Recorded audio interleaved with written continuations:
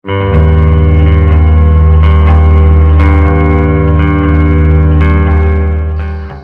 magandang gabi po ng Martes sa inyong lahat. Latest weather update po muli tayo.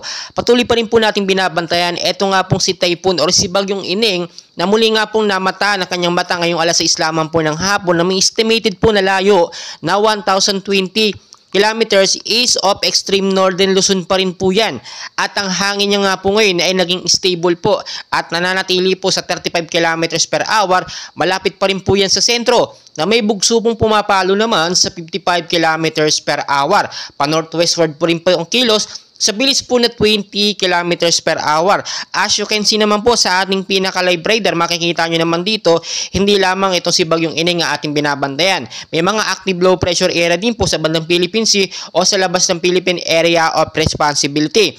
Itong si Bagyong Ining po, ine-expect po natin ilang oras lamang po ang bibilangin or bukas o sa makalawa ay lalabas na nga po ito ng PAR. Dahil kung makikita nyo na nga po, nag-stay lamang siya or yung kanyang lakas sa 35 kilometers per hour. So hindi natin ito dapat pangambahan at hindi po tayo dapat mag-alala dahil hindi naman po ito ganun kadelikado or kalakas. Sa ngayon po kung makikita nyo, tignan natin mabuti yung pinakamata niya itong si Bagyong Ining. Makikita nyo po 35 kilometers per hour. Pero yung lokasyon niya, posible pa rin po yan magbago. So, hindi po natin inaalis yung mga posibilidad na magbago po ang direksyon nito. Kung pa-northwestward po ito or pa-northern Luzon ang direksyon niya, pwede pong magbago yan. Pwede pong kumaliwala yan at dumiretso directly dito nga po sa Luzon o sa bandang Metro Manila. Sa ngayon po, apektado po ang ilang bahagi po ng Metro Manila dahil nga po sa tinatawag natin na southwest monsoon or hanging habagat nga po na pinapalakas nga po ng mga low LPA po, or ng mga bagyo na nakapaligid po sa kanya. Sa ngayon, makikita naman natin,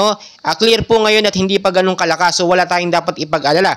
Pero tulad na lang po ng aking laging sinasabi, maging I'm ready po tayo sa mga posibilidad na mangyari. Dahil never and ever po natin mape-predict ang galaw po ng bagyo. Pabago-bago po yan. Ngayon po may pagkakataon tayo para maghanda kung sakali man po mayroong mga active low pressure area or mga tropical storm na dumating, mga bigyo super typhoon man o yan, ay ready po tayo at hindi tayo magagahol sa oras. Linisin po ang mga estero, yung mga pinagmumulan po ng mga pagbabaha. Mag-ingat po kayo dyan. Lalo na po yung mabababang lugar kapag alam nyo pong malakas ang pag-uulan, tuloy-tuloy, expected nyo po magkakaroon nyo ng pagbabaha. Ganun din sa mga matataas na lugar.